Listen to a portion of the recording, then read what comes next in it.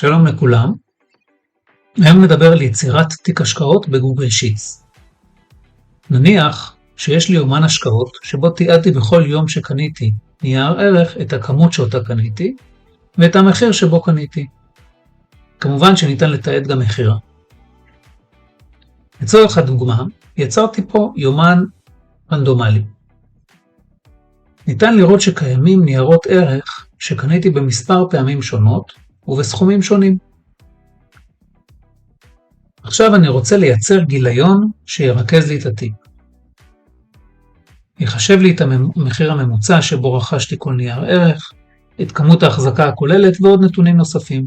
אז אני אפתח גיליון חדש, תיק השקעות. נתתי פה כמה כותרות, מהו הסמל, שם החברה, כמות החזקה, מחיר ממוצע, מחיר כולל ושווי נוכחי, כמובן שניתן להוסיף ולהוריד לפי הצורך. עכשיו אני אשתמש בפונקציה חדשה שנקראת Unique. הפונקציה הזאת היא קיימת גם באקסל 365, והיא מייצרת רשימה ייחודית של הערכים הקיימים בטווח שאני בוחר. אז אני עושה פה Unique.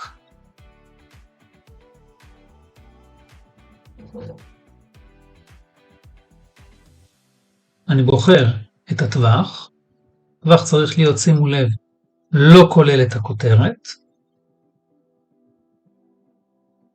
אני אשים אותו עד למטה, גם ברשומות שעדיין לא קיימות, כדי שיהיה לי לעתיד.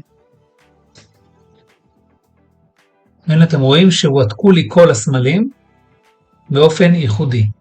צריך לשים לב שהנוסחה הזו היא case sensitive, זאת אומרת, אם יהיה לי את אותו סמל שמופיע במספר מקומות, בפעם אחת באותיות גדולות ופעם אחת באותיות קטנות, אז הסמל יופיע לי פעמיים. אז צריך להקפיד שהנתונים במקור יהיו מטויבים. עכשיו אני רוצה להציג את שם החברה. אני משתמש בפונקציית גוגל פייננס. גוגל פייננס, אני לוקח את הטיקר, ואני בוחר את השדה name, ומעדכן את זה על כל הרשומות. כמות ההחזקה, אני משתמש בפונקציית count if, אני בוחר את שדה מהטבלה המקורית, סמל, ובקריטריון אני בוחר את הטיקר. יש לי פה את הכמויות, בעצם את סכום הכמויות לכל אחד מניירות הערך. מחיר הממוצע, יש לי נוסחה שנקראת average if. פה אני צריך להכניס את טווח הקריטריונים, שזה שוב פעם הסמל. הקריטריון שהוא הסמל בטבלה הנוכחית.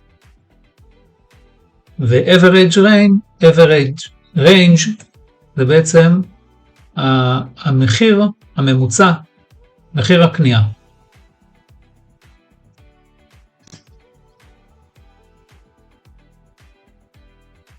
ואני בעצם מעביר את זה לכל הטבלה. את המחיר הכולל אני יכול לעשות בשתי דרכים. דרך אחת היא בעצם להכפיל את המחיר הממוצע בכמות ההחזקה. זאת אפשרות אחת. אפשרות שנייה היא לעשות, כמו שעשינו average if, יכולנו לעשות sum if ולסכום את המחירים לפי הסמל. שווי נוכחי, בעצם זה שווה מתוך גוגל פייננס, אני יכול להביא את המחיר הנוכחי של אותו נייר, כפול הכמות.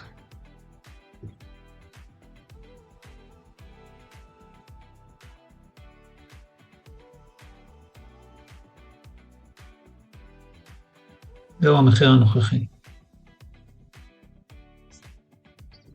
זהו, צריך לשים לב שאם אני רוצה להוסיף סכום כולל וכן הלאה, אני לא אשים אותו מתחת, כי פה אני מתכונן להמשך אולי תאים לשורות נוספות שעשויות להיות בהמשך החיים של התיק.